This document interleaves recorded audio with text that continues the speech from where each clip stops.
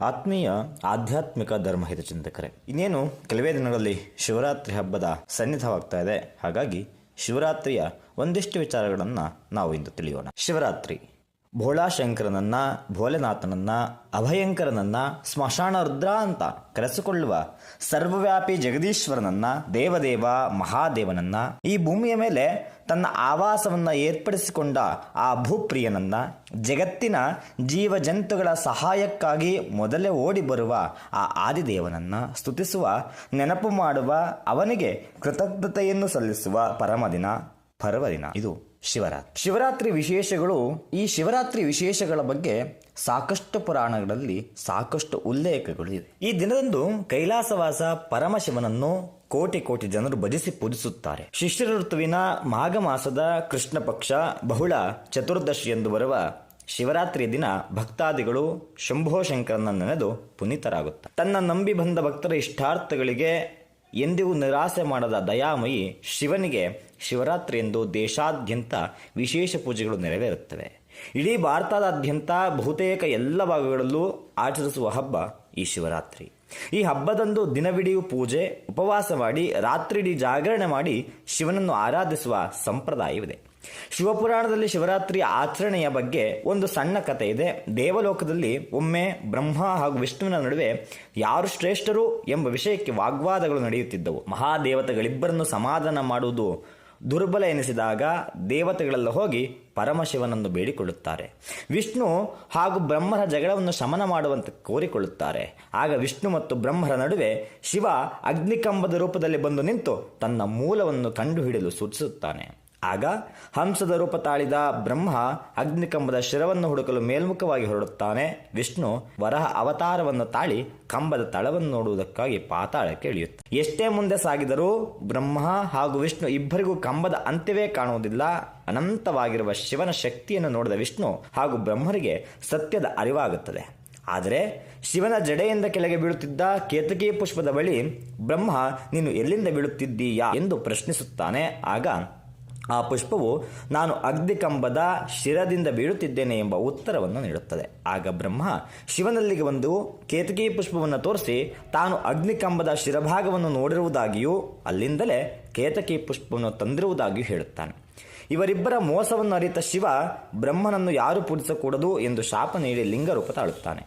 ಅಂದು ಮಾಘ ಮಾಸದ ಬಹುಳ ಚತುರ್ದಶಿಯಾಗಿರುತ್ತದೆ. ಹೀಗಾಗಿ ಶಿವ ಲಿಂಗರೂಪ ತಾಳಿದ ಮಾಘ ಮಾಸದ ಬಹುಳ ಚತುರ್ದಶಿ ಎಂದು ಶಿವರಾತ್ರಿಯನ್ನು ಆಚರಿಸಲಾಗುತ್ತದೆ. ಶಿವರಾತ್ರಿಯ ದಿನ ರಾತ್ರಿ ಪೂಜೆಯೇ ವಿಶೇಷ. ಸಾಮಾನ್ಯವಾಗಿ ಎಲ್ಲ ಹಬ್ಬಗಳಲ್ಲಿಯೂ ದೇವರಿಗೆ ಹಗಲು ಪೂಜೆ ನಡೆಯುತ್ತದೆ. ಆದರೆ ಶಿವರಾತ್ರಿ ಮಾತ್ರ ರಾತ್ರಿ ಹೊತ್ತು ಪೂಜೆ, ಭಜನೆ ನಡೆಸುವ ವಿಶೇಷ ಆಚರಣೆಯಾಗಿದೆ. ರಾತ್ರಿ ಎಂದರೆ ಕತ್ತಲು, ಕತ್ತಲು ಎಂದರೆ ಅಜ್ಞಾನ. ಅಜ್ಞಾನವನ್ನು ಕಳೆದು ಸುಜ್ಞಾನ ಬೆಳಗಿಸು ಎಂದು ಆ ಶಿವನನ್ನು ಬೇಡುವ ಶುಭ ದಿನವೇ ಶಿವರಾತ್ರಿ. ಅಜ್ಞಾನ ತುಂಬಿರುವಲ್ಲಿ ಶಿವ ಸಂಚರಿಸಿ ಜ್ಞಾನದೇವಿಗೆಯನ್ನು ಬೆಳಗುತ್ತಾನೆ ಎಂಬ ನಂಬಿಕೆ ಇದೆ. ಶಿವನಿಗೆ ಅತಿಶ್ರೇಷ್ಠವಾಗಿರುವ ಬಿಲ್ವಪತ್ರೆಯನ್ನು ಅರ್ಪಿಸಿ ತಿಲಗಿ ಪುಷ್ಪ, ತುಳಸಿಯಿಂದ ಶಿವಲಿಂಗವನ್ನು ಅಲಂಕಾರ ಮಾಡಿ ಶಿವನನ್ನು ಭಜಿಸಿದರೆ ಪಾಪಗಳು ಪರಿಹಾರವಾಗುತ್ತವೆ. ಮೋಡಗಳೇ ಇಲ್ಲದ ಶುಭ್ರ ಆಕಾಶದಲ್ಲಿ ಬಂದಿರುವ ಚಂದ್ರನ ಬೆಳಕಿನಲ್ಲಿ ಶಿವನಿಗೆ ಅಭಿಷೇಕ ಮಾಡಿ ಆರಾಧಿಸಿದರೆ ಅತ್ಯಂತ ಶ್ರೇಷ್ಠ ಎಂಬ ನಂಬಿಕೆಗಳು ಕೂಡ ಇವೆ. ಶಿವರಾತ್ರಿಯ ದಿನವಿಡೀ ಉಪವಾಸ ಮಾಡಿ ಜಾಗರಣೆ ಮಾಡಿ ಶಿವನನ್ನು ಆರಾಧಿಸಿದರೆ ಸಕಲ ಪಾಪಗಳು ಕಳೆಯುತ್ತವೆ ಎಂದು ನಂಬಲಾಗಿದೆ. ಎಲ್ಲ ಜೀವರಾಶಿಗಳನ್ನು ಪೊರೆಯುವ ಶಿವ ಎಲ್ಲ ಆಡಂಬರಗಳಿಂದ ಮುಕ್ತ. ಆತ ಆಭರಣ ಪ್ರಿಯನಲ್ಲ, ಅಲಂಕಾರ ಪ್ರಿಯನೂ ಅಲ್ಲ.